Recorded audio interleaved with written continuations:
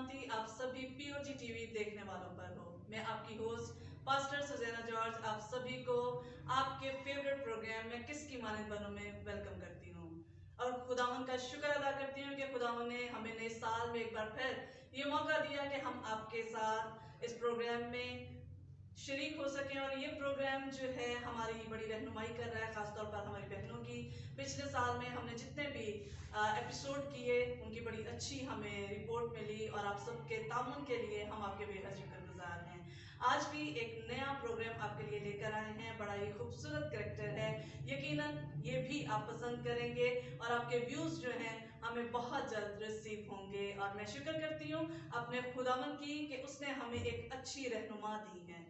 खुदा की खादमा pastor Catherine Nelson किसी तारुफ की मोहताज नहीं है।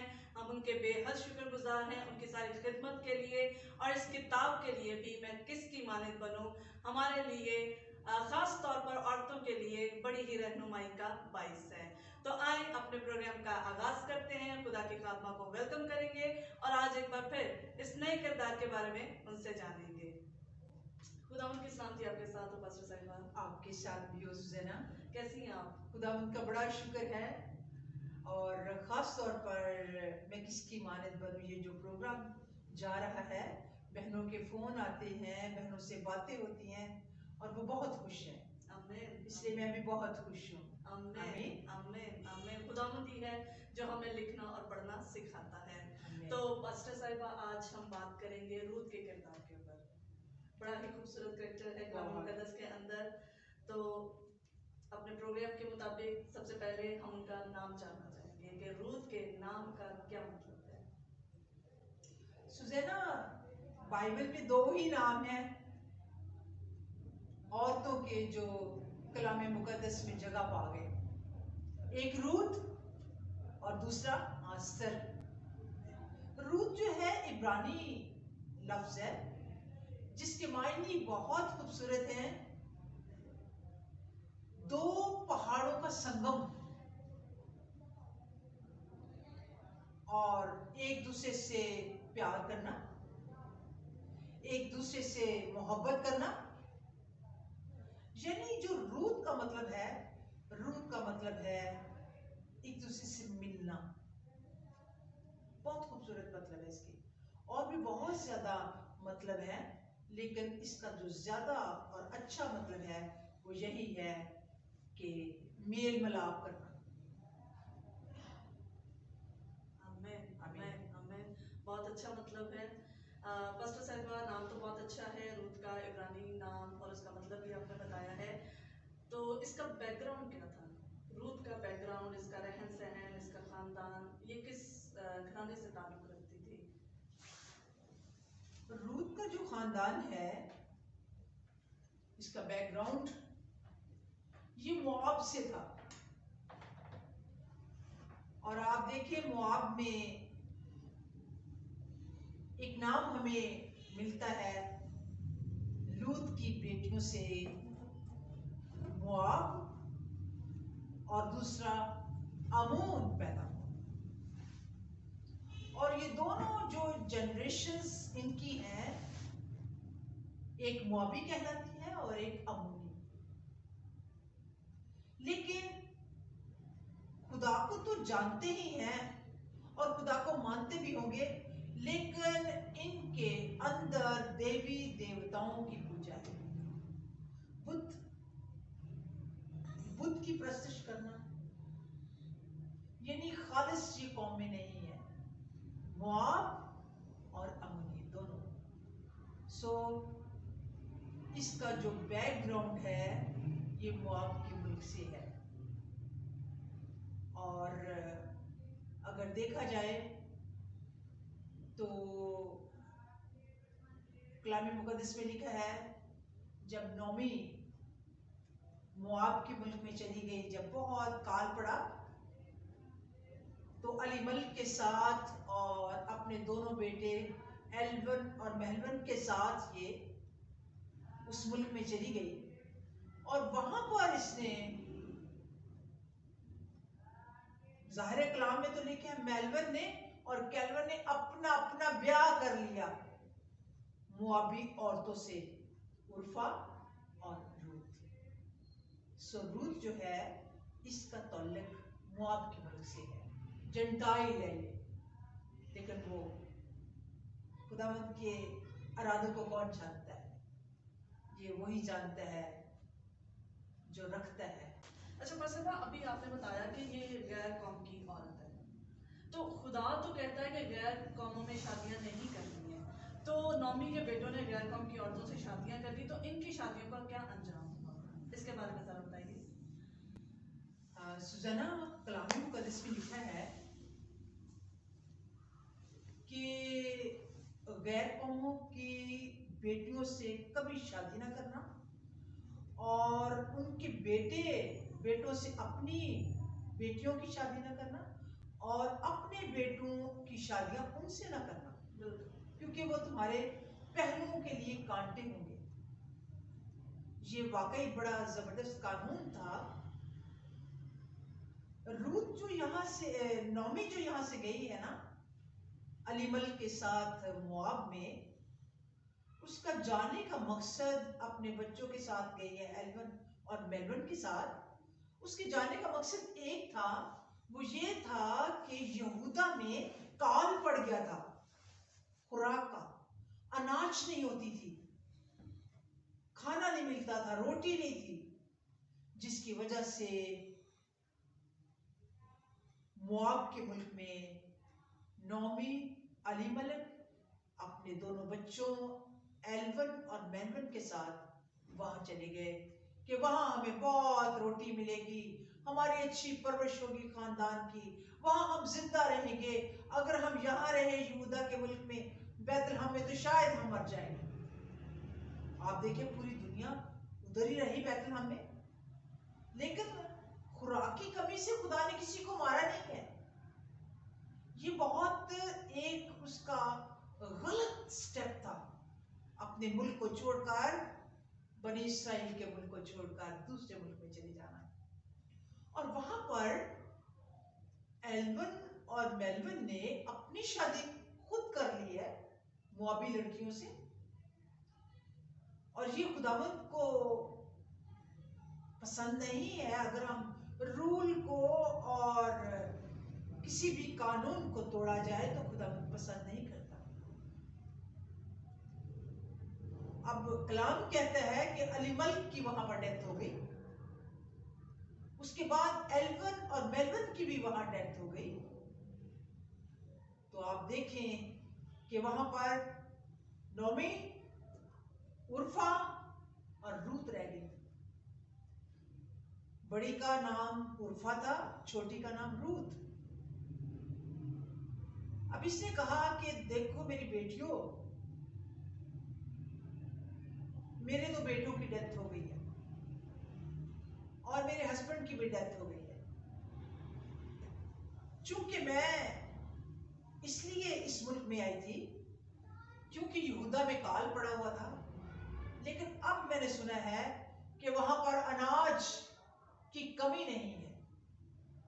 वहां पर सब जितना भी अनाज है खुदा ने दोबारा दे दिया है और काल खत्म हो गया है। तो अब मैंने जाना है, तो तुम दोनों अपने अपने घरों में चले जाओ, लौट जाओ। यहाँ बाइबल में स्पेशल लिखा है, ऐ मेरी बेटियों अपने अपने घरों में लौट जाओ, क्योंकि अब मेरे पास और बेटे नहीं है कि मैं उनसे शादी कर सकूं। यह सब मेरा शौहर भी जिंदा होता और तुम इंतजार करती कि कोई और लड़का हो, तो फिर भी तुम इतने मुद्दत तक मेरे घर में नहीं रह सकती हो, लौट जाओ। तो लिखा है उर्फा भी तैयार हुई थी कि अपनी सास के साथ हम जाएं, रूत भी तैयार थी। दोनों ने कहा हमने नहीं जाना, लेकिन जब नौमी ने ज्यादा स्ट्रेस किया तो लिखा है उर्फा ने अपनी सास को चूमा और चली गई। लेकिन रूत जो थी उसने दिल में इरादा किया हुआ था कि मैं कभी भी मोआब में नहीं रहूंगी, जहां तू जाएगी मैं तेरे साथ जाऊंगी, जहां तू रहेगी वहां मैं रहूंगी, जो तेरे लोग होंगे वो मेरे लोग होंगे, जो तेरा खुदा होगा वो मेरा खुदा होगा, जहां तू रहेगी वहां मैं रहूंगी, जहां तू मरेगी और दफन होगी, मैं भी वहां मरूंगी और दफन होगी। ये रूत ने बड़ा खूबसूरत इरादा किया था। और आपको पता है, खुदावंद हर एक बात को सुनता है जो भी हम अपने मुंह से निकालते हैं। खुदावंद खुदा से कुछ चीज छिपी नहीं, बल्कि वो इरादों का जानने वाला खुदा है। जब रूत ने इस तरह अपनी सास को दिल से प्यार किया, दिल से मोहब्बत की, और उसने उसके ऊपर जाहिर कर दिया कि मैं तेरे साथ ही जाऊंगी, तेरे साथ ही मरूंगी, तो खुदा ने भी उसके लिए एक बड़ा इनाम रखा हुआ था।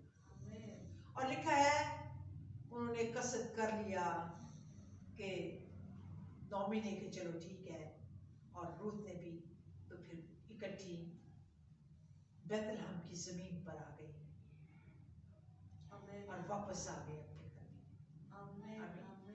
ये बड़ी खूबसूरत, मेरा ख्याल है कि ये मरकजी आयत है इस पूरी किताब की। हाँ, नौमी जो अपनी सास को कहती है, जहाँ तू जाएगी वहाँ मैं जाऊंगी, जहाँ तेरे तू लोग, हाँ जी, जहाँ तू रहेगी वहाँ मैं रहूंगी, तेरे लोग मेरे लोग, तेरा खुदा मेरा खुदा। ये बड़ी ही खूबसूरत बात है।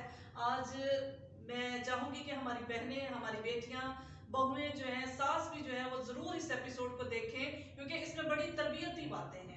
हमें सीखना चाहिए खुदावंद के कलाम से कि खुदावंद का कलाम हमें क्या कहता है, और हमने अपनी जिंदगियों से अपने रिश्तों को कैसे जोड़ के रखना है। तो ये बड़ी ही खूबसूरत बात यहाँ पर बहुएं कभी भी ना अपने ससुराल को छोड़े। बिल्कुल बिल्कुल। बल्कि जहाँ सास है वहाँ बहू रहे, जहाँ उसका हस्बैंड है वहाँ बहू रहे। बिल्कुल, ये बड़ी ही खूबसूरत बात थी। तो पास्टर साहिबा भी आपने कहा कि दोनों जो है बैतलहम में वापस आ जाती हैं, नौमी और रूत। तो जब नौमी अपने शहर में, अपने वतन में वापस जाती है बैतलहम में, तो वहाँ लोग जो हैं इन दोनों को देखकर कैसा रद्द-ए-अमल करते हैं, कैसा इनका इस्तकबाल करते हैं, इस बारे में कुछ बताइए। हाँ, जब नौमी और रूत दाखिल हो रही थी बैतलहम में, तो आप देखिए कि नौमी के हम उम्र लोग जो हैं, बहनें, माएं, जब उन्होंने नौमी को देखा तो उन्होंने कहा ये तो यहाँ से अपने हस्बैंड के साथ गई थी, इसके तो 2 लड़के भी थे। तो उन्होंने कहा ये नौमी है। कलामे मुकद्दस में तो वाज़े लिखा है, जरा ये पढ़ लें, ये भी बड़ी मरकजी आयत है और इसको मैंने स्पेशल अंडरलाइन किया है। देख ले रूत पहला चैप्टर, उसकी 18वीं आयत। जब उसने देखा कि उसने उसके साथ चलने की ठान ली है, तो उससे और कुछ ना कहा। सो वो दोनों चलते चलते बैतलहम में आई। जब वो बैतलहम में दाखिल हुई तो सारे शहर में धूम मची और औरतें कहने लगीं कि क्या ये नौमी है। जब ये एंटर हुई है तो एक धूम मची। जैसे मुस्लिम बेटा घर में आता है ना, तो बाप एकदम से उसको इम्प्रेस करता है और कहता है बर्रे पकाओ, ज़बा करो, मेरा बेटा आ गया है। इस तरह उनके दिल में था। जो यहाँ से गई थी नौमी, अब वापस आ गई है। एक धूम सी मच गई थी, नौमी आ गई, नौमी आ गई, नौमी आ गई, नौमी आ गई, अपने मुल्क में आ गई है। और नौमी जो अपने मुल्क से गई थी कानून के खिलाफ, बैतलहम इफ्राता, अगरचे तू यहूदा के इलाकों में सबसे छोटा है, लेकिन तुझसे एक सरदार निकलेगा। एक सरदार की जहां पैदाइश हुई है, उस मुल्क को छोड़कर वो एक गैर मुल्क में चली गई, एक बड़ा गुनाह है। इसलिए वो तो बहुत ही उदास थी। उसने कहा मेरी बहनों बेटियों, मुझे नौमी ना कहो, मैं जो यहां से गई हूं तो मैंने सब कुछ अपना लुटा लिया। मैं यहां से भरी गई हुई थी, सब कुछ था मेरे पास, मेरा हस्बैंड था, मेरे बच्चे थे। मैं यहाँ से तो खुराक के लिए गई थी, लेकिन मेरी बहनों खुराक के वसीला से तो मैं ना होने से मैं नहीं मरी थी। यहाँ पर उधर भी खुराक मिली है, खुराक होने से मुझे जिंदगी नहीं मिल गई। खुराक ना होने होने से मेरी जिंदगी जो है ये खत्म नहीं हो गई, और वहां जो मुझे खुराक मिली है, खुराक से मुझे क्या जिंदगी मिली है। ठीक है, मेरे तो हस्बैंड भी मर गया, मेरे बच्चे भी मर गए, मैं यहाँ से मणिपुरी गई थी और वहां से खाली हाथ लौटी। इसलिए मुझे अब क्या ना कहो, मुझे नौमी ना कहो। और नौमी जो है ये हिब्रू वर्ड है, और नौमी का मतलब है खुशी, शादमानी, और बड़ी यानी जो खूब करते हैं शादमानी से, ये नौमी का मतलब है। उसने कहा मुझे नौमी ना कहो, मैं खुश नहीं हूं, मैं शादमान नहीं हूं, बल्कि मुझे मारा कहो, क्योंकि मारा का मतलब है तलख, कड़वाहट। मेरी जिंदगी में तलखी है, मेरा हस्बैंड नहीं है, मेरे बेटे नहीं है, और जो गुनाह हुआ मुझसे कि मैं खाने की खातिर चली गई। आज कोई खाने की खातिर चले जाए अपने मुल्क को छोड़कर, अपनी कौम को छोड़कर, तो जिंदगी तो मेरे मसीह के पास है। आमीन। वही रोटी है, वही आबे हयात का चश्मा है। उसने गोया खुदा को छोड़कर वो चली गई किसी गैर मुल्क में। तो इसलिए वो कहती है मैं भरी पूरी गई थी, मगर अब मैं खाली हाथ लौट आई हूँ। मुझे रोटी ने कोई सुकून नहीं दिया, रोटी ने मुझे जिंदा नहीं रखा, बल्कि मैं खाली होके आ गई। आमीन। खुदावन का कलाम भी फरमाता है कि इंसान सदा रोटी से जीता ना रहेगा। हमें खुदावन के कलाम पर निगाह करनी है, खुदावन के साथ जुड़े रहना चाहिए, खुदावन के कलाम पर निगाह करनी चाहिए। खुदावन ही है जो अपने लोगों को फ्याजी से अता करता है, उससे मांगे वही सब कुछ करने की कुदरत रखता है। कोरोना में भी लोगों ने सोचा होगा कि यहाँ पर कोरोना ज्यादा तो हम कहीं और चले जाते हैं, हम बाहर चले जाते हैं या कहीं और मूव कर जाते हैं। तो घबराना नहीं है, बल्कि अपने खुदावन के हाथ पर तवक्कल करना है। तो हम खुदावन के शुक्रगुजार हैं इन अच्छी बातों के लिए। तो यहाँ मैं सोच रही थी कि नौमी जो एक गैर कौम की औरत, मोआब के मुल्क की रहने वाली, जब वो बैथलेहम में आती है तो एक बड़ा ही क्रॉस कल्चर में वो आ जाती है। तो एक जगह से दूसरी जगह मूव कर जाना, वहाँ का रहन सहन अपनाना, ये बड़ा मुश्किल होता होगा। तो रूथ ने उस क्रॉस कल्चर में अपने आप को कैसे एडजस्ट किया होगा? सुनैना, इस सवाल का बहुत खूबसूरत जवाब है।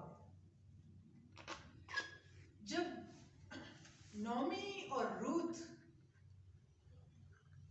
बैतलहम इफ्राता में आए हैं, तो जैसे मैं पहले बयान कर चुकी हूं, पूरे बैतलहम की औरतें एकदम से खुश हो गई, वेलकम किया, नौमी आ गई, नौमी आ गई, एक धूम मच गई। तो उसको इस मुल्क में मोहब्बत की स्मेल आनी शुरू हो गई कि इसका इस्राएल के मुल्क में तो बहुत मोहब्बत है, प्यार की फरावानी है। 10-10, 15-15 साल, 20-20 साल से लोग जो वापस आते हैं, ऐसे मिलते हैं, खुशी से मिलते हैं, क्योंकि उस मुल्क में क्या है? बरकत है, मोहब्बत की बरकत, प्यार की बरकत, मेलजोल की बरकत, और सबसे बढ़कर ये अनाज की बरकत भी पड़ी। और लिखा वहां खुशबू आ रही थी अनाज की।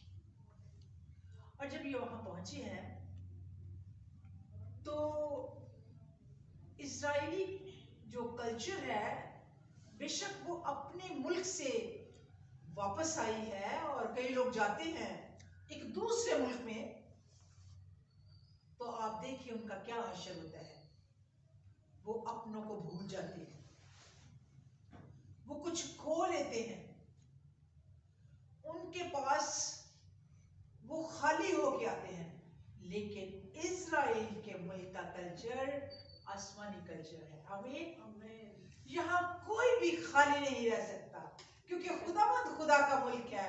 वो खुदावंद आसमान की हैवानी चीजों से फरावानी उनमें बख्शता है। आमीन। और जब वो आई है, वो ऐसा मौसम था कि अनाज की खुशबू आ रही थी, मोहब्बत उनको मिल रही थी, लोगों की, बहनों की, बेटियों की और माओं की मोहब्बत मिल रही थी। और नौमी जो कि एक ऐसे मुल्क से आई थी जहां सब कुछ उसका खो दिया गया था, इस मुल्क में आके एकदम से उसने मोहब्बत को पाया, वो खुश हो गई। लेकिन कहती है मुझे नौमी ना कहो, मैं खो के आई हूं सब कुछ। लेकिन बात ये है, नौमी को तो अब खुशी मिलेगी जब उसकी बहू जो है वो एडजस्ट हो रही है। उसका दिल बदल गया, रूह बदल गई, खुदा ख्यालात उसके बदल रहा है, सोचे बदल रहा है कि मेरे मुल्क में आई है तो वो अब इस मुल्क में क्या होगा, सरसब्ज हो जाएगी, खुश हो जाएगी, वीडो नहीं रहेगी, मैं इसको वीडो भी नहीं रहने दूंगा। आमीन। जब वो वहां आई है तो उसने क्या किया, कलाम मुकद्दस कहता है कि उसने खुद से अपने आप को पेश किया है। कैसे? हवाला बता रहा है रूत 2 उसकी दूसरी आयत देखिए। सो मोआबी रूत ने नौमी से कहा, मुझे इजाजत दे तो मैं खेत में जाऊं और जो कोई कर्म की नजर मुझ पर करे उसके पीछे पीछे बालें चुनूं। उसने उससे कहा, जा मेरी बेटी। आमीन। आमीन। उसने खुद से अपने आप को पेश किया है, मेरी माँ मुझे इजाजत दे, मैं जाऊं, मैं मेहनत करूं। रूत का मतलब जो है शादमानी, खुशी, मिलते मेलजोल, संगम। वो खुदा के लोगों के साथ संगम कर रही है। आमीन। उस मुल्क में आ गई है, खुदा की बरकत के साथ उसका मेलजोल हो गया है। जब उससे इजाजत चाहिए है कि मुझे काम करने दे, बड़ी जिम्मेदारी से उसने अपने आप को पेश किया है। इससे अंदाजा लगाएं कि रूत का कैरेक्टर क्या है, इनर क्या है। उसने देखा है मेरी सास बुढ़िया हो गई है, ओल्ड एज में है, उसका कोई बेटा नहीं है, मैं हूं।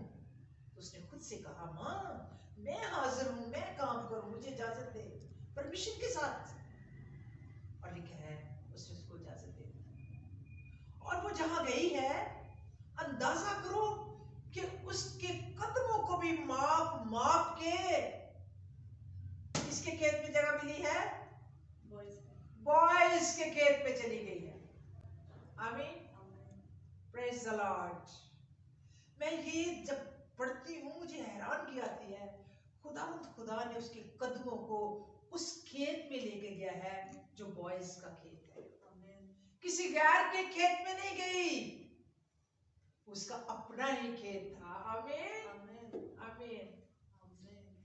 और लिखा है उसने वहां जाके सवाल क्या किया है, इत्तेफाक से वो बॉयज ही के खेत के हिस्सा में जा पहुंची जो अली मलिक के खानदान का था। और बॉयज ने बैतलहम से आकर काटने वालों से कहा, खुदावंद तुम्हारे साथ हो। उन्होंने उसे जवाब दिया, खुदावंद तुझे बरकत दे।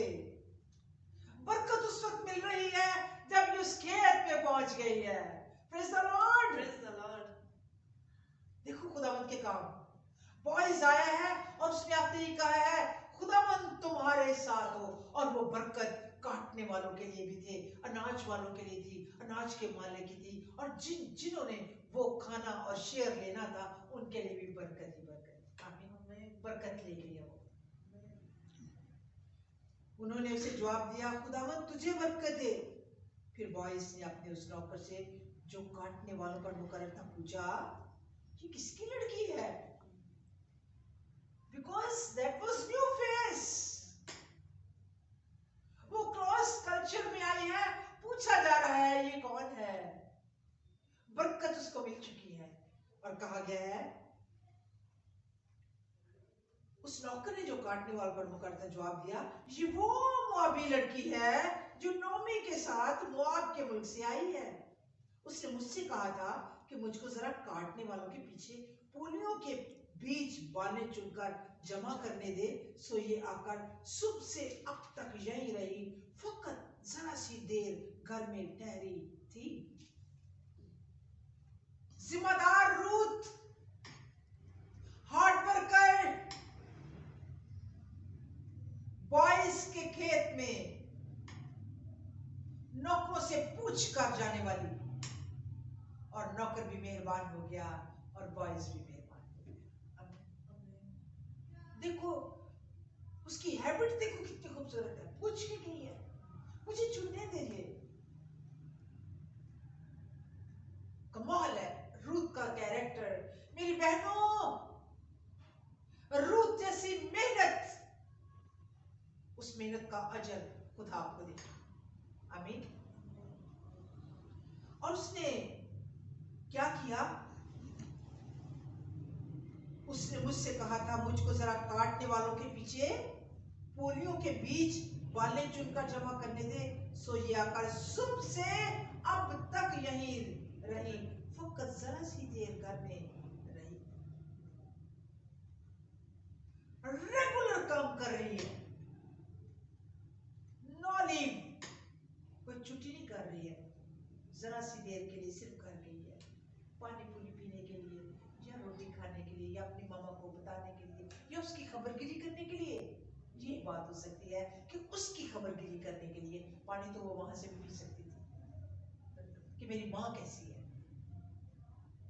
किस कदर वो जिम्मेदार है, माँ का भी ख्याल रखना है और खेत में भी जाना है।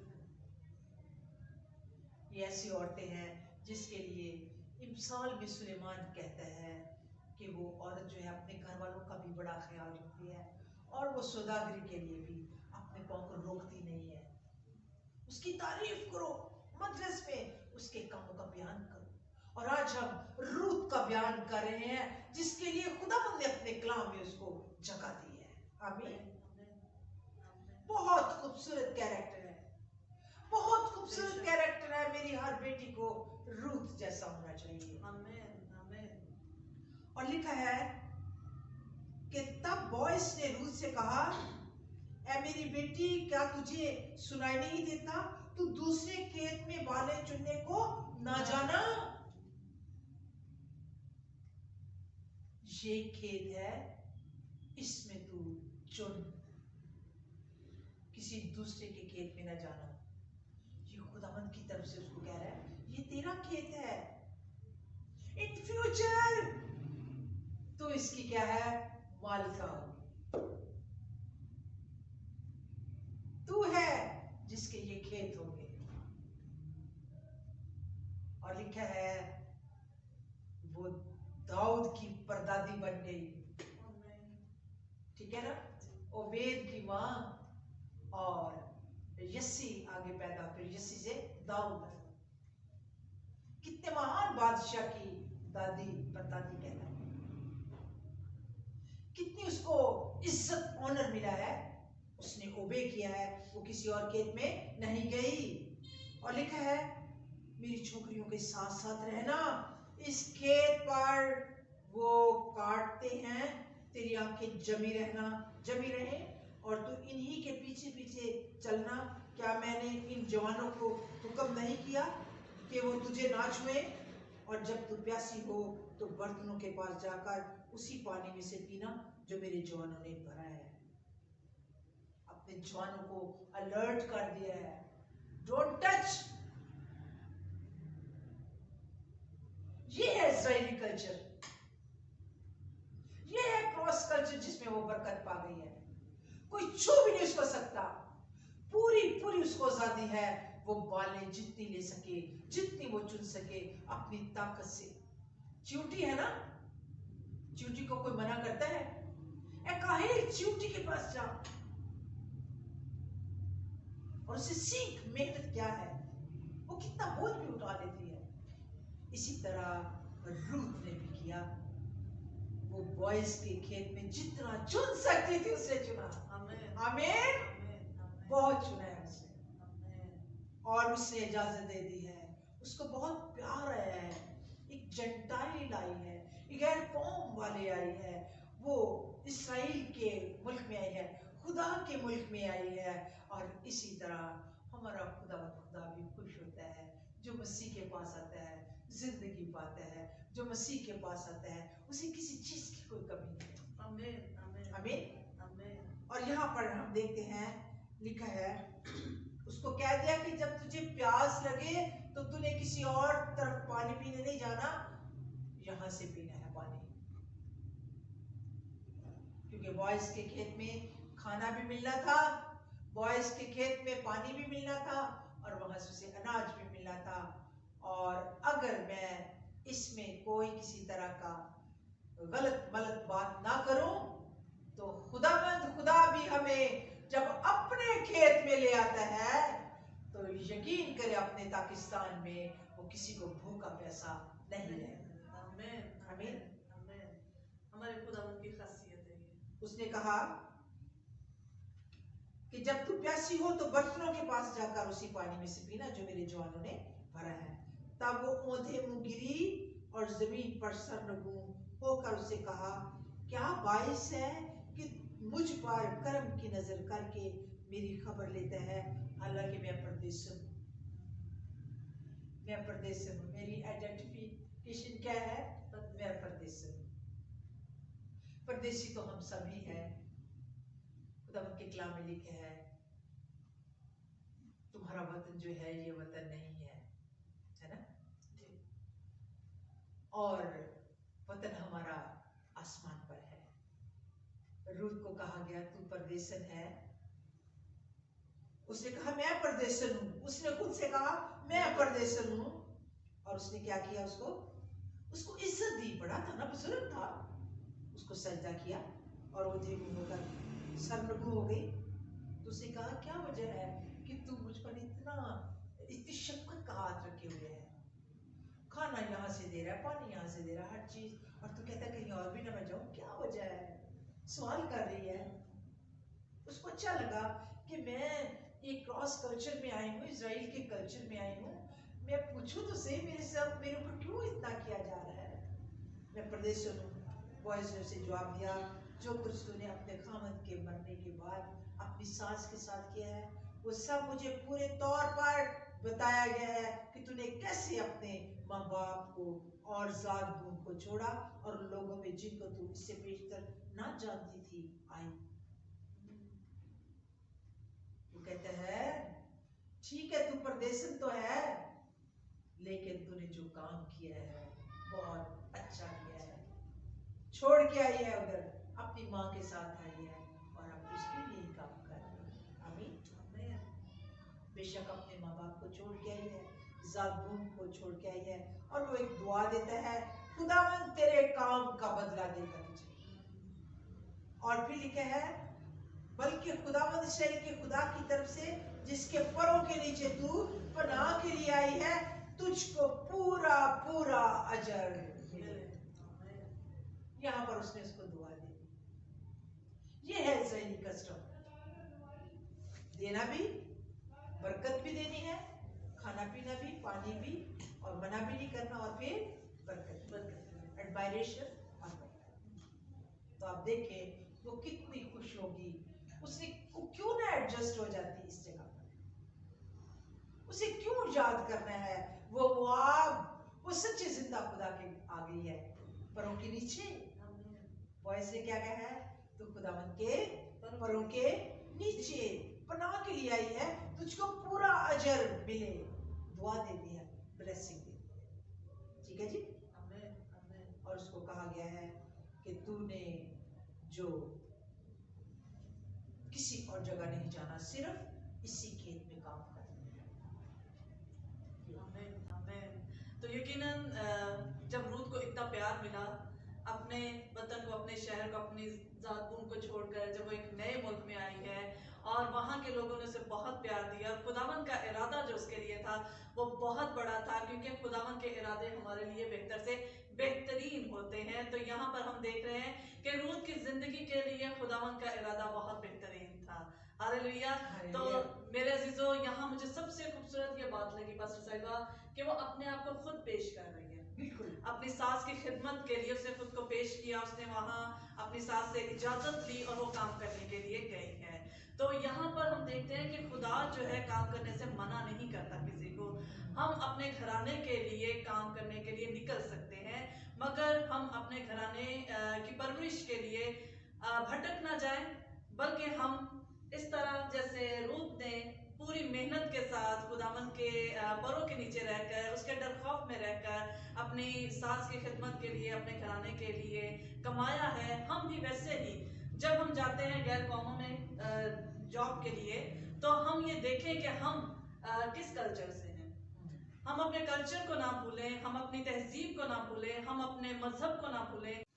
एज ए वर्किंग वुमेन उसने अपनी किसी भी हद को पार नहीं किया है, उसने अपनी हदों में रहकर उसके खेत में, बॉयज के खेत में काम किया है। तो ये बड़ा ही खूबसूरत है कि एक किरदार जिसको हम सुन रहे हैं, जिसके बारे में बात कर रहे हैं, मेरे अजीजों इस किरदार को ज़रूर गौर से सुनिएगा और अपने आप को इस किरदार के मुताबिक नहीं मैं कहना चाहूँगी, बल्कि ये कि कलाम मुकद्दस के मुताबिक अपने आप को ज़रूर बनाइएगा। तो रूत ने सारा दिन खेत में काम किया। आदमी भी जाते हैं, सुबह के गए शाम को वापस आते हैं, कुछ ना कुछ तो कमा के लाते हैं।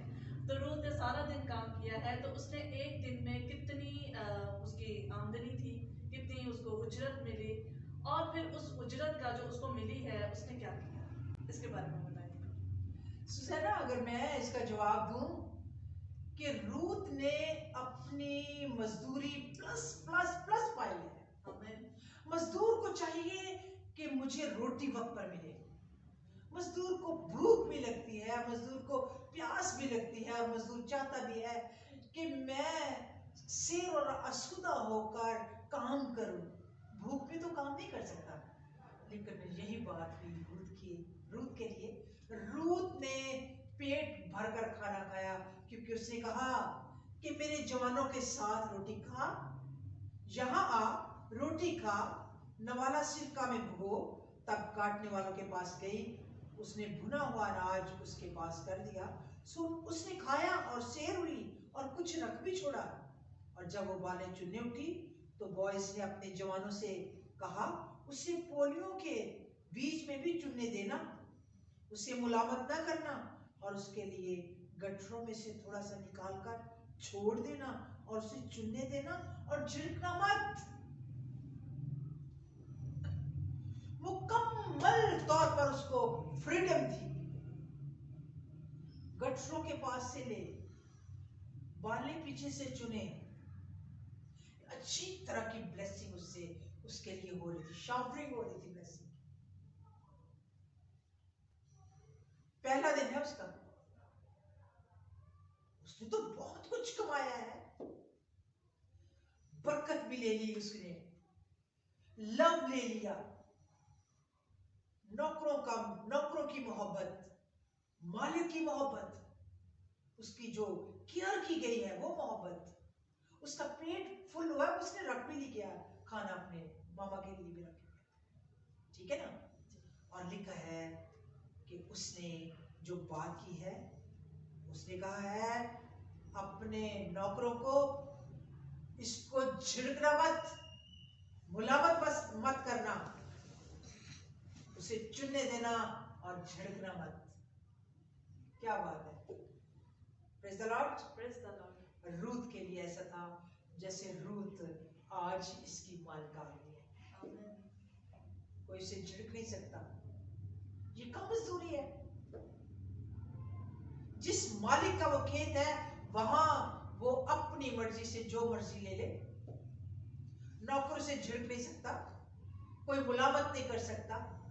ये तो 100% खुदाबंद की तरफ से हो रहा था कि बॉयज के दिल में उसके लिए मोहब्बत का एक बहुत बड़ा तूफान था।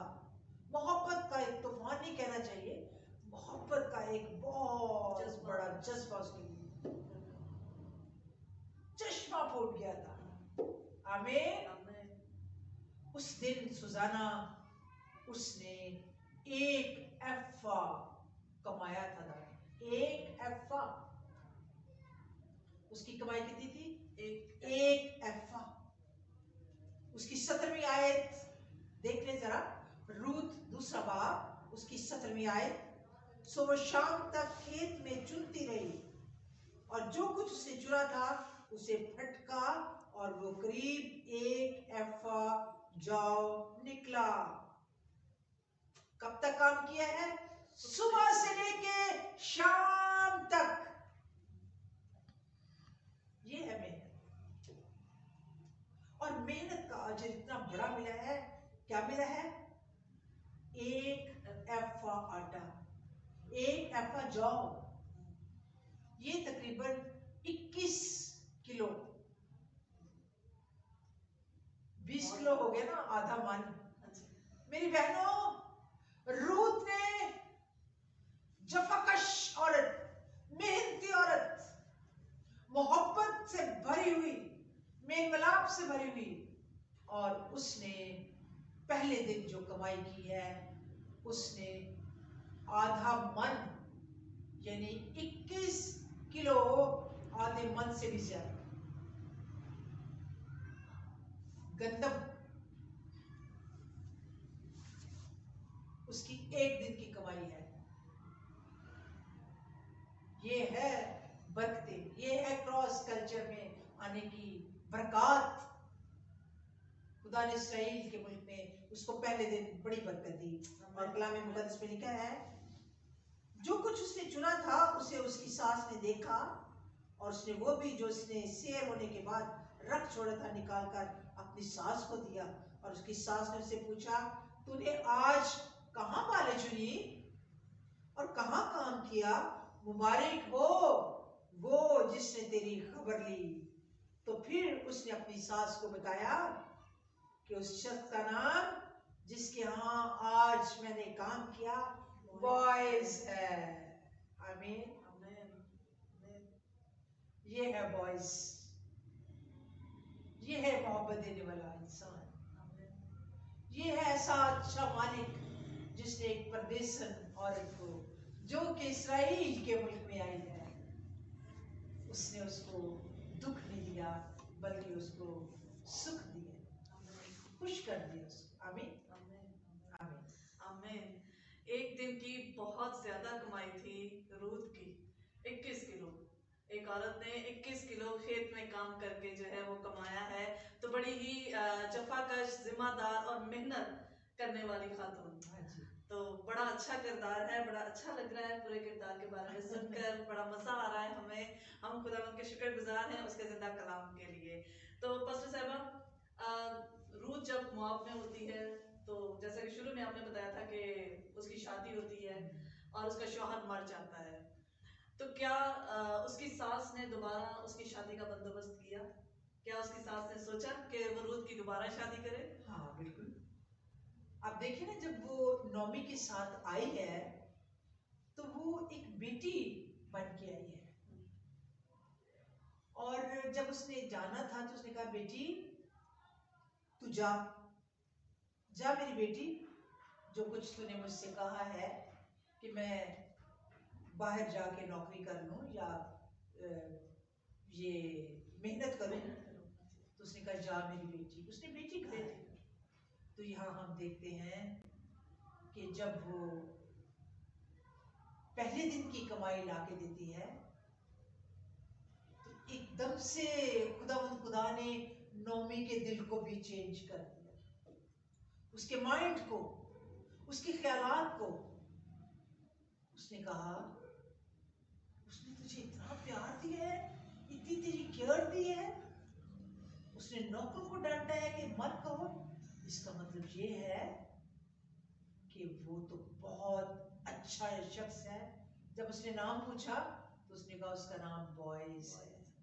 तो उसने कहा, बॉयज तो मेरा कराबती है, रिश्तेदार है, जिसने इतना तुझके तेरे ऊपर क्या किया है, रहम किया है। बेशक उसने पहले नाम बताया है, लेकिन उसने निकाल कर जब अपने सब कुछ अपनी सास के सामने किया है, जो कुछ रखा था किया, तो फिर उसने नाम भी बता दिया, उसका नाम बॉयज है। उसकी सास क्या कहती है? वो कहती है, मेरे करीबी रिश्तेदारों में वो मेरा नजदीक का कराती है, नजदीक का कराती है। और उसके दिल में ये भी आ गया कि मैं जरूर इसके लिए बात करूं। उस मंसूबाबंदी को देखने के लिए मेरे साथ हवाला देख लें, रूत 3 बाब उसकी पहली आयत। फिर उसकी सास नौमी ने उससे कहा, मेरी बेटी क्या मैं तेरे आराम की तालिब न बनूं जिससे तेरी भुलाई हो? और क्या बॉयज हमारा रिश्तेदार नहीं जिसकी छोकरियों के साथ तू थी? देख वो आज की रात खलियान में जौ भटकेगा, सो तू न हाथ धोकर खुशबू लगा और अपनी पोशाक पहन और खलियान को जा, और जब तक वो मर्द खा पी ना चुके तब तक तू अपने दाई उस पर जाहिर ना करना। जब वो लेट जाए तो उसकी लेटने की जगह को देख लेना, तब तू अंदर जाकर और उसके पाँव खोलकर लेट जाना, और जो कुछ तुझे करना मुनासिब है वो तुझको बताएगा। बीइंग ए मदर बड़े प्यार से उसको एक मंसूबा दे रही है कि आज रात वो अपने खेत में होगा और तू उधर जाना, और जब सोने का वक्त हो तो उसके पाँव की तरफ लेट जाना, और फिर जब वो देखेगा तो जरूर पूछेगा। ये एक ऐसा मंसूबा था जिसका इख्तिताम बहुत पॉजिटिव होता है, क्योंकि दोनों अतराफ में ये इल्म था कि वो पहले ही शादीशुदा है, और इसके लिए दूसरे लोगों में जाके जाहिरन एक दूसरे को पसंद करना या खुद से पेश करना बहुत मुश्किल था। इसलिए सोची समझी स्कीम के तहत, मंसूबाबंदी के तहत, आप देखें जिस तरह माँ बेटियों के लिए सोचती है इसी तरह उसने सोचा, और लिखा है उसने ऐसे ही किया। सो वो खलियान को गई और जो कुछ उसकी सास ने हुक्म दिया था वही कुछ किया, और जब बॉयस खा पी चुका तो उसका दिल खुश हुआ, तो वो गल्ला के ढेर की एक तरफ जाकर लेट गया। तब वो चुपके चुपके आई और उसके पाँव खोल कर लेट गई, और आधी रात को ऐसा हुआ कि वो मर्द डर गया और उसने करवट ली और देखा कि एक औरत उसके पाँव के पास पड़ी है। तब उसने पूछा, तू कौन है?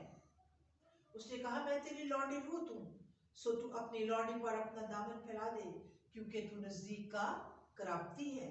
उसने कहा, तू खुदावंद की तरफ से मुबारक हो ए मेरी बेटी। किस कदर पाकीज़गी के खिताब है,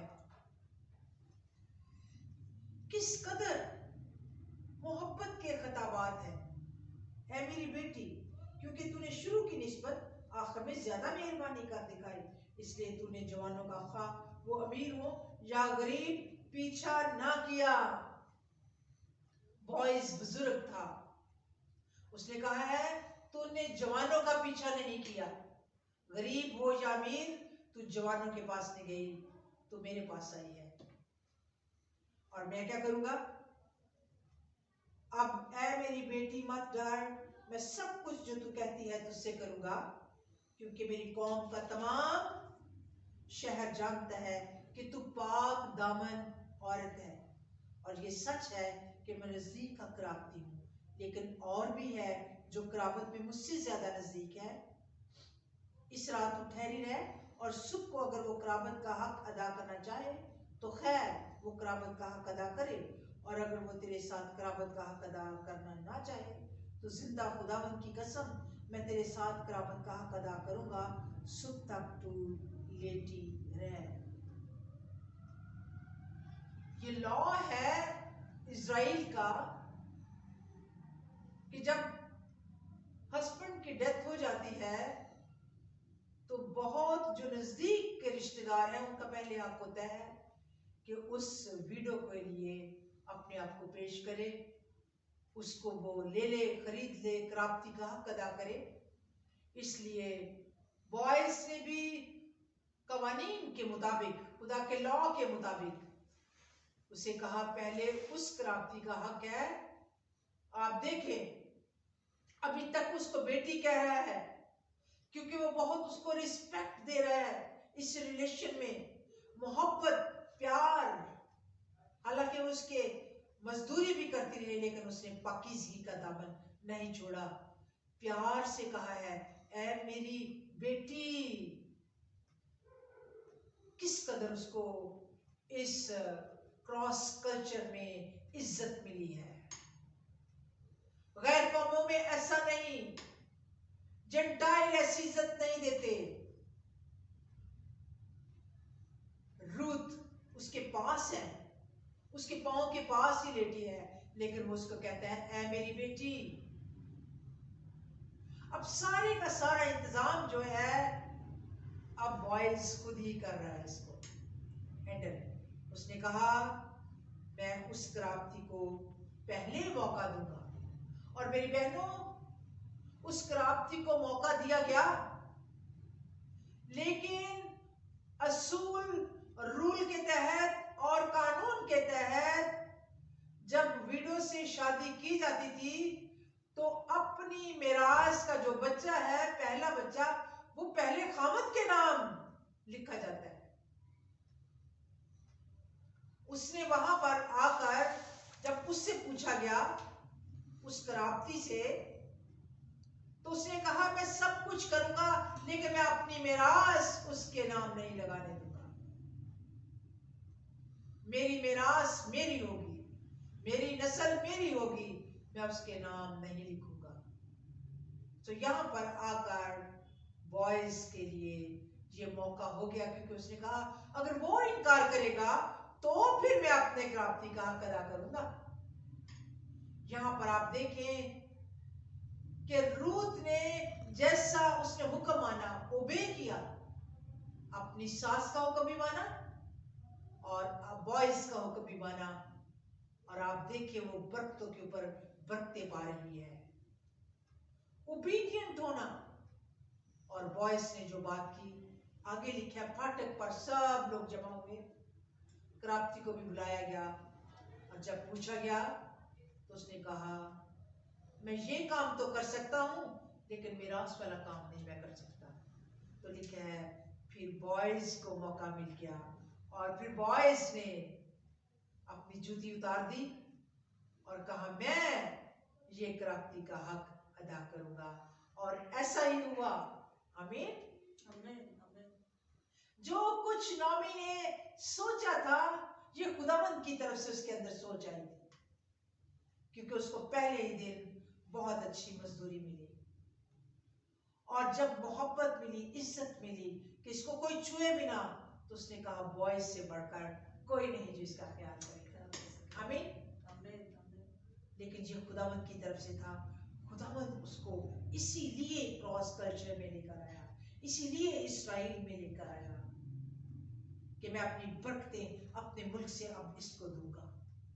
वो बरकत लॉस कर गई जो मुआब में थी, वो बरकत खत्म हो गई, वो रिलेशन खत्म हो गया। ये न्यू रिलेशन है जो खुदावंद ने जोड़ा है, किसके साथ? बॉयज के साथ। आमीन। खुदावंद ऐसी जितनी भी मुआबी खातून है, रूत, राहब मिस्र से, आप देखें जो भी औरत बात चाहिए, खुदावंद ने उसको दाऊद के घराने में रखा, अपने खानदान में।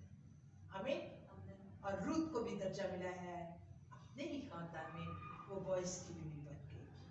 और फिर बॉयज से आपको पता है उबेद पैदा हुआ, और उबेद से यस्सी, और यस्सी से दाऊद पैदा हुआ, और दाऊद की वो प्रधान बन गई। यहाँ जो सबसे खूबसूरत बात है वो ये है कि नॉमी और रूथ सास बहू थी, मगर वो माँ बेटी बनी है। बिल्कुल। तो ये बड़ा अच्छा है मेरे जीजो, सास बहू का रिश्ता तो होता है, मगर अगर माँ बेटी बन जाए तो वो रिश्ता ज्यादा मजबूत हो जाता है। तो बॉयज ने भी रूथ को बड़ा प्यार दिया, उसकी इज्जत की, और वो कहता है कि पूरा शहर जानता है कि तू एक पाक दामन औरत है, और उसको बेटी कहता है, उसको इज्जत देता है। तो ये बड़ी खूबसूरत बात थी। तो रूथ की ये सारी खिदमत जो उसने की अपनी सास की, और उसके कहने के मुताबिक जैसे वो चली है, उस सारी खिदमत का, उस सारी ताबेदारी का उसको क्या अजर मिलता है? उसको जो अजर मिलता है देने वाला तो हमारा आसमानी बाप है। बेशक। आमीन। और वो औलाद की सूरत में उसको मिला है। आमीन। नंबर 1, वो खुदावंद के खानदान में आ गई। आपको पता है कि किस तरह यहूदा से फारस, और फारस से आगे आप देखें यहूदा से पैदा हुआ फारस, और फारस से हसनून, और फिर हसनून से आगे पैदा होता है राम, और राम से अमीदाब, और अमीदाब से नहसून, और नहसून से सलमून, और सलमून से बॉयज, और बॉयज से उबेद, और उबेद से यस्सी, और यस्सी से दाऊद, और इब्ने दाऊद कहते हैं मसीह। आमीन। आमीन। सो ये इस पुष्ट में आई है। राहब भी इसी पुष्ट में आई थी। जितने भी जेंटाइल्स औरतें हैं, खुदा उन जेंटाइल्स को अपने नजदीक लाना चाहते हैं। खुदा उन जेंटाइल्स के लिए अपने खून को, वो भी कुर्बान पूरी दुनिया के लिए किया है, खा जेंटाइल हो खा उसके अपने हो। यहाँ पर खुदा प्यार करता है गैर कौमों को। आमीन। आमीन। और यहाँ पर भी खुदा ने अपने प्यार के लिए उसको बुलाया और अपने खानदान में शामिल किया। आमीन। खुदावंद का कलाम भी फरमाता है कि खुदावंद जो है किसी का तरफदार नहीं है। और फिर यूहन्ना 3:16 में कि खुदा ने दुनिया से ऐसी मोहब्बत रखी कि उसने अपने इकलौते बेटे को बख्श दिया ताकि जो कोई उस पर ईमान लाए हलाक ना हो बल्कि हमेशा की जिंदगी पाए। तो यहाँ पर पूरी दुनिया के लिए हमारा जिंदा खुदावंद यीशु मसीह जो है मसलूब हुआ है। और ये बड़ी ही खूबसूरत बात है कि वो गैर कौम की औरतों को, जैसे राहब, पहले राहब और फिर रूत, उसने अपने नस्लनामे में उनको शामिल कर लिया है, अपने घराने में शामिल किया। तो खुदावंद हर किसी को प्यार करता है और हर किसी को अपने गला में शामिल करना चाहता है। तो बाइबल मुकद्दस रूत के किरदार को कैसे बयान करती है? बाइबल मुकद्दस रूत के किरदार को बहुत ज्यादा पेश करती है। अभी हमने पूरा रूत के लिए जो कलाम में पढ़ा है, और जैसा कि हमें वो अपने नाम से ही क्या है, मेल मिलाप, मोहब्बत। और सुजैना रूत का नाम जो है ना, उसकी इनर से मिलता जुलता है, इनर से ही उसका नाम अय्यान है। और कलाम मुकद्दस में भी एक आयत बड़ी खूबसूरत लिखी हुई है, क्रंथियों 13 उसकी पहली आयत है, अगर मैं आदमियों और फरिश्तों की जुबानें बोलूं और मोहब्बत ना रखूं तो मैं ठनठनाता पीतल और झंझनाती झांझ हूं। ये ऐसी मोहब्बत की मिसाल है रूत, ना ठनठनाता पीतल है ना वो झंझनाती झांझ है, सब कुछ सह लेती है, सबकी बर्दाश्त करती है, मोहब्बत को जवाल नहीं है, मोहब्बत है उसमें, वो किसी की बेहतरी नहीं, वो अपनी बेहतरी नहीं चाहती, खुदा उसको बेहतर हालत में ले आता है। उसमें मोहब्बत बहुत थी, ओबीडिएंट बहुत है, कलाम उसकी ओबीडिएंट। उर्फा ने नहीं, उर्फा ओबीडिएंट नहीं बनी, उर्फा ने अपनी मोहब्बत जाहिर नहीं की बाय कैरेक्टर, विद कैरेक्टर, लेकिन रूत ने अपनी मोहब्बत को जाहिर किया है। और आप देखें जब वो मुल्क में आई है तो किस तरह उसने अपने आप को पेश किया है कि मैं मेहनत करती हूँ, शर्माई नहीं, क्योंकि कलाम मुकद्दस में मेहनत के लिए लिखा है, मेहनती के हाथ उसको क्या कर देते हैं, दौलतमंद बना देते हैं। मेहनती औरत, वो मेहनती औरत थी, मेहनती औरत होने के वसीला से उसने हर दौलत को अचीव कर लिया, बॉयज को भी अचीव कर लिया, दाऊद को भी अचीव कर लिया, मसीह यीशु भी मिल गया उसको, हालेलुया, हालेलुया, उसके खानदान में आ गई है। और कलाम मुकद्दस में लिखा गया है कि जब बॉयज के साथ शादी हुई तो आप देखें, मेरे साथ निकालें चौथा बार, रूत चौथा बार, आज देख लें उसकी 11वीं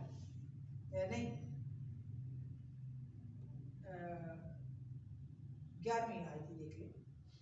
तब सब लोगों ने जो फाटक पर थे और उन बुजुर्गों ने कहा कि हम गवाह हैं खुदावंद इस औरत को जो तेरे घर में आई है, राखल और लिया की मानद करे, जिन दोनों ने इस्राएल का घर आबाद किया, और तू इफ्राता में तहसीनो अफरीन का काम करे और बैतलहम में तेरा नाम हो।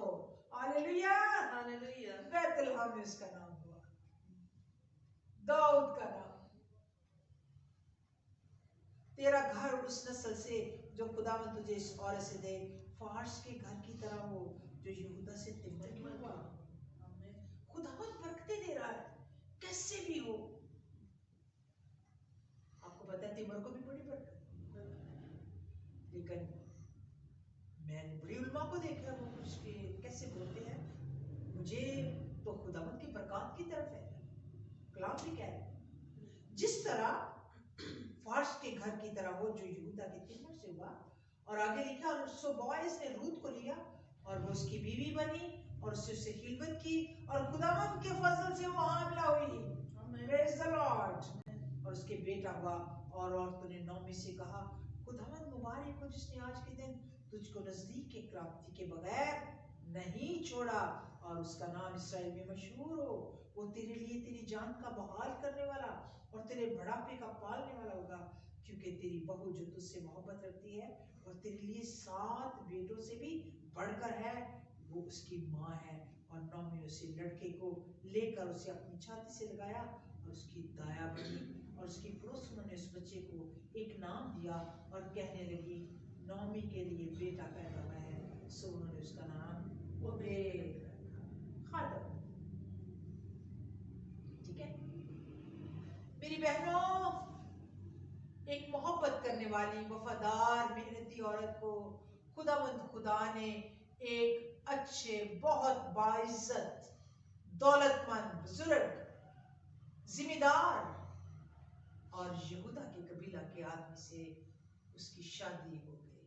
आमीन आमीन। और लिखा है औरतें कहती थी तो मुबारक हो, और कहती 7 बच्चों से भी बढ़कर, 7 बेटों से भी बढ़कर है। ये है उसका किरदार कि जो तेरी बहू है वो 7 लड़कों से भी बढ़कर है। आज यहाँ पर कोई किसी को कहेगा कि किसी के लड़की है और वो 7 लड़कों से भी ज्यादा है। एक सास ने अपनी बहू के लिए ये तारीफ की है कि 7 बेटों से भी बढ़कर है। और लिखा है और नौमी ने उस लड़के को लेकर उसे अपनी छाती से लगाया और उसकी दाया बनी। किसकी दाया बनी? अबेद की, अपने पोते की। अपने पोते की कह सकते हैं। दाया बनी और उसकी पड़ोसियों ने उस बच्चे को एक नाम दिया और कहती थी नौमी के लिए बेटा पैदा हुआ, सो उन्होंने उसका नाम ओबेद। ये है उसके अच्छे किरदार का रिजल्ट। खुदावंद खुदा कभी भी परदेशियों से नफरत नहीं करता। खुदावंद खुदा जो उसके पास आते हैं उनके ऊपर छांव कर देता है बरकतों की, और ऐसे ही रूत के साथ हुआ। आमीन आमीन आमीन आमीन। बहुत ही खूबसूरत कैरेक्टर। हमने रूथ के नाम का मतलब भी जाना, उसका बैकग्राउंड जाना, उसकी सारी हिस्ट्री के बारे में जाना है। मेरे अजीजों, खुदावन जो है मोहब्बत करता है, प्यार करता है। जैसे अभी आखिर में पास्टर साहिबा ने कहा कि वो परदेसियों से मोहब्बत करता है। और रूथ के बारे में देखें कि रूथ को खुदावन ने अपने नसबनामे में शामिल कर लिया, अपने घराने में शामिल कर लिया। खुदावन ने रूथ को बड़ी इज्जत दी और रूथ और नौमी जो थी एक मिसाली सास बहू बनी है बाइबल मुकद्दस के अंदर। और ये किरदार जो है बड़ा ही खूबसूरत है। मैं अपने देखने वाली बहनों से रिक्वेस्ट करूंगी कि इस किरदार को जरूर देखें और अपने घरानों की बेहतरी के लिए इस किरदार को जरूर पढ़ें। कलाम मुकद्दस के अंदर जो भी आपको ये किताब मिली है, रूथ की किताब मिली, आस्तर की किताब मिली है, इनको जरूर पढ़ा करें, क्योंकि खुदावंद का कलाम हमारी रहनुमाई करता है, हमारी तरबियत करता है। हमारे घरानों की बेहतरी के लिए खुदावंद का कलाम जो है हमारे घरानों में होता है। तो पास्टर साहिबा, आखिर में आप हमारी देखने वाली बहनों के लिए क्या मैसेज देना चाहेंगे इस पूरे किरदार के बारे में? मेरी बेटियों, आज आपने रूथ के मुतालिक बहुत कुछ सुना है। अगर कोई बेटी रूथ की तरह उसकी जिंदगी के हालात ऐसे हो गए हैं, कभी भी डामाडोल नहीं होना, अपने आप को खुदावंद के सुपुर्द कर दे। जो माँ आपको एडवाइस करती है उसके मुताबिक चलें। वालिदैन अपनी बेटियों के लिए अच्छा सोचते हैं। खुदावंद की नजदीकी में आ जाएं, खुदावंद के खेत में काम करना शुरू कर दे। खुदावंद से पूछे, खुदावंद तेरी क्या है मेरे लिए मर्जी। ओबे करें हुक्मों को, खुदावंद से मोहब्बत करें, कलाम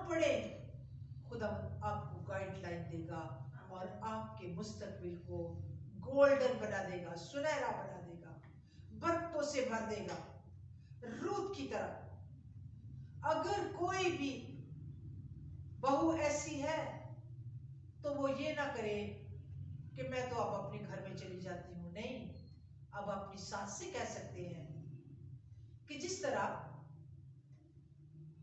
नोमी ने अपनी बहू को इजाजत दी और उसके लिए कुछ किया, ऐ मेरी माँ तू मेरे लिए कुछ कर, अपनी माँ का इरादा ले, अपनी माँ के ख्यालात को ले और सबसे बढ़कर अपने आप को खुदावंद के सुपुर्द कर दे। खुदावंद आपको देगा। रूत की मानद बाजी प्यार करने वाली, कुर्बानी देने वाली। जब वो मोआब से आई है तो गोया उसने अपने मुल्क को भी कुर्बान कर दिया, अपने रिश्तेदारों को कुर्बान कर दिया, माँ बाप को भी, और वो अपनी सास के साथ आई। कुर्बानी करना सीखें, देना सीखें। खुदा भी आपके लिए बहुत कुछ मुहैया करके देगा। आमीन आमीन आमीन आमीन। पास्टर साहब, आखिर में मैं चाहूंगी कि आप हमारी बहनों के लिए दुआ भी करें। आमीन।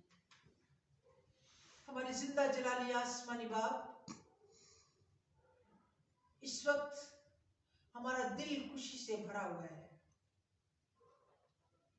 क्योंकि अब खुदा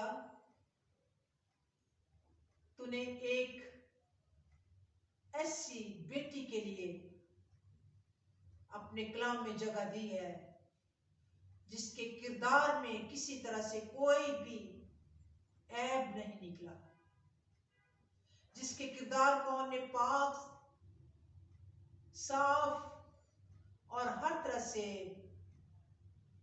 नेक ख्यालात से देखा है।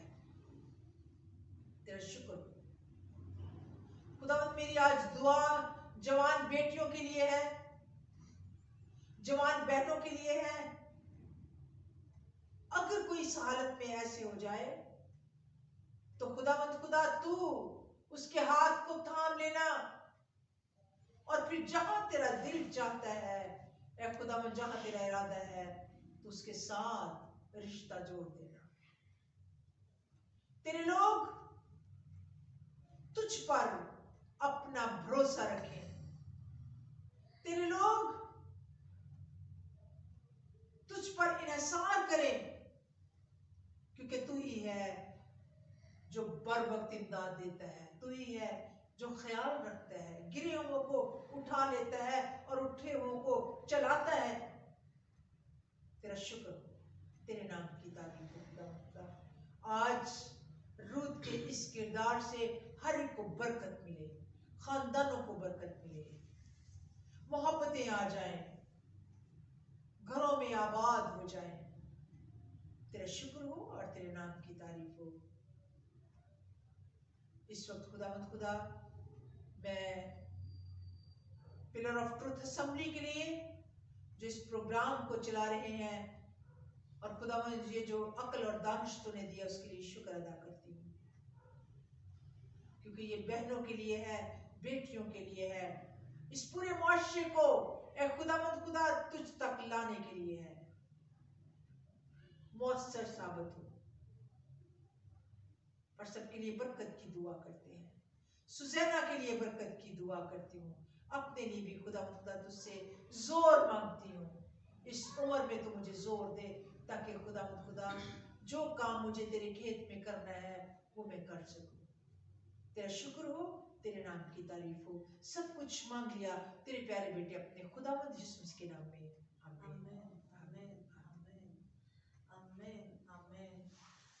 खुदावंद का शुक्र हो कि खुदावंद ने आज एक बार फिर हमें मौका दिया। हमने जो गुफ्तगू की है वो कलाम मुकद्दस के मुताबिक थी और खुदावंद आपको बहुत ज्यादा बरकत दे। बिल्कुल ताज़ा दम हम हुए हैं और हम खुदावंद के शुक्रगुजार हैं और खुदावंद आपको बहुत बरकत दे। पास्टर साहिबा, बहुत अच्छा आपने बयान किया है पूरे करैक्टर को और मैं उम्मीद करती हूँ हमारी जितनी भी बहनें बेटियां देखेंगी बरकत पाएंगी।